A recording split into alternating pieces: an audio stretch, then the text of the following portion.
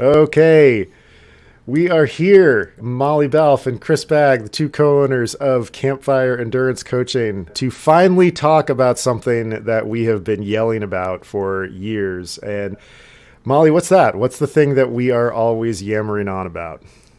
Stop wearing your watches in the pool. I know, Right. as you were starting to give this introduction, I was like, I feel like we have talked about that. Finally, we're here to talk about it some more. Yes, we're here to talk about it in an organized format, in a short, organized format. We promise this video is only going to be about 10 minutes long, but it's something that we both feel really strongly about. And we are here to finally sort of start walking through why we really dislike having watches in the pool. So, Molly, you want to kick us off? Yeah, sure. So the reason why we're starting off with this one is because I think it's the one that people think about the most when we tell them to stop wearing their watches in the pool. But that is because it disassociates you from your effort. It takes you out of your body and puts you into your watch. And it forces you to try to chase a time, try to use the technology. It makes the robot the master of you. And we really want to be the master of ourselves. We want to be the master of our own effort. We want to know exactly what that feels like in our body. And like some of the things that happen in workouts are somewhat arbitrary. So like if the goal is for your heart rate to come back to normal or your breathing to return to normal, and you're going when like your watch tells you it's time to go, then you've missed the point of that set. So it really takes the workout out of your hands and puts it on your wrist. Mm-hmm. Yeah. And one thing that we bump into so much is these adult onset swimmers that already are struggling to enjoy swimming. And if you're using your watch to basically disassociate from the effort and just check out and be like, the watch is going to record everything, it's going to take care of everything, then there's nothing for you to kind of think about and to manage and work with. And we know that swimming can be uncomfortable and we know that it can be a little tedious, but if you actually engage with the tedium and engage with the boredom, you might actually start beginning to understand what happens to you when you're swimming each interval and getting a sense of oh, this is how my body feels when I've swam 250 meters of a 400 at a certain effort, rather than just, slaving yourself to the watch and never really engaging with what you're actually doing in the workout. Yeah, it forces you to feel what the workout feels like because there's nothing else to pay attention to unless somebody drops something cool at the bottom of the pool. Which, everybody, you're always free to stop doing what you're doing and go examine whatever is at the bottom of the pool. Yeah, exactly. Why else don't we wear watches, Chris? It screws up the data. So for some reason, most of the watch manufacturers do this thing where it subtracts your resting time from the workout. And we've never gotten a good explanation of why this is done in the first place. But it would be like going to the track and running intervals and not recording your recovery intervals, even if it's just walking around for your recovery. Your coach wants to know what is happening to you in between intervals. That's important. And if you just subtract all of that information, the workout ends up uploading way shorter and at a much more higher intensity.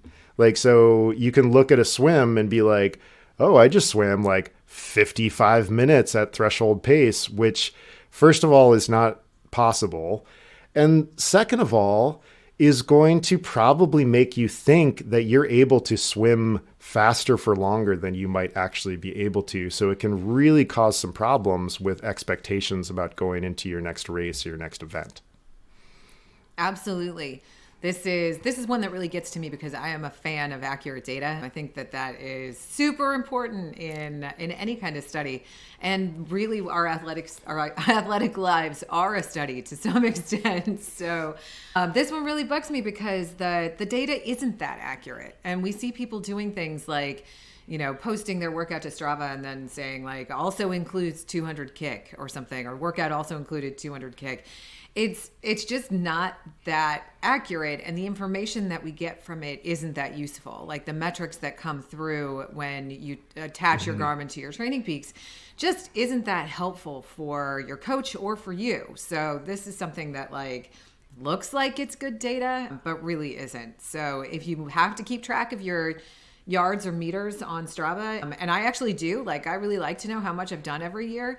I just add a manual activity that has the total amount of yardage that I swam and the total amount of time from when my toes got into the water until my toes got back out.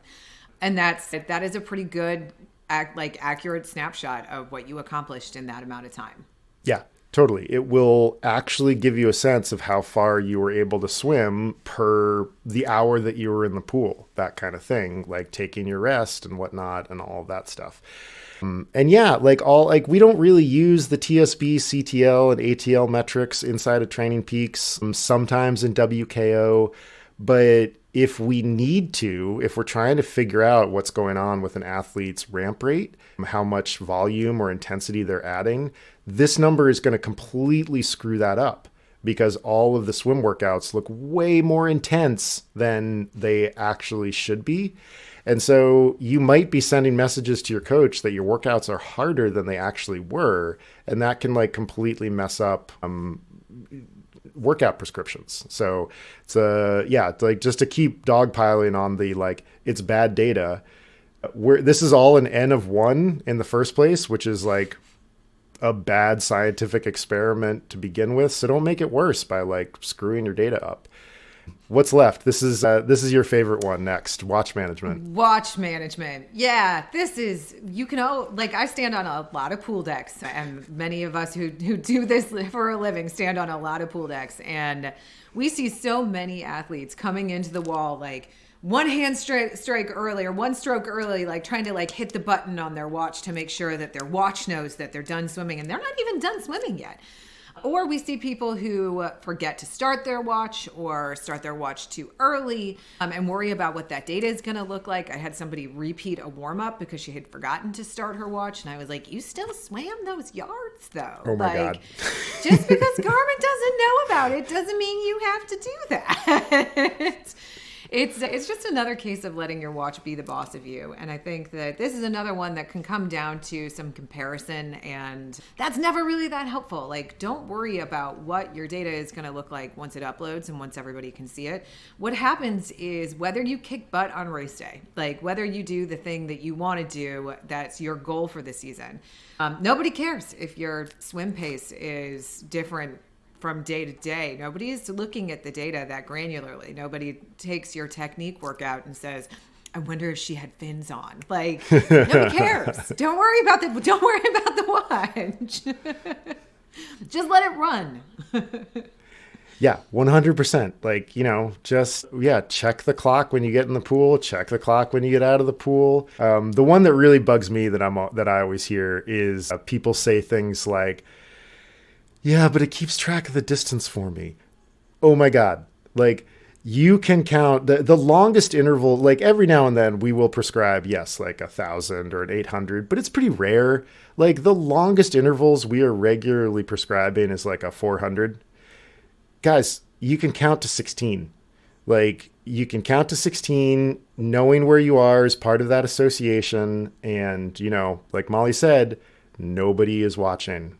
People are not paying attention to the stuff that you upload. So, and I think that you will actually find yourself enjoying your swimming a lot more. Absolutely. That's another part of being present in your swim workout, is knowing where you are in the interval and not having to stop and check your watch to see how far you've gone. And it really helps you to get more fluid, I think, in your swim training. So, I know that it takes me, a certain amount of time to swim 1,000. So if I am swimming 1,000 and I get to the clock and it's only been 10 minutes, I know I'm not done yet. So I probably miscounted. And you know what? Mistakes happen. They are not the end of the world. Workouts are not they're not meant to be executed with perfect fidelity every time. If you swam a 950 and you thought you swam 1,000, it's still really good training. Like close enough.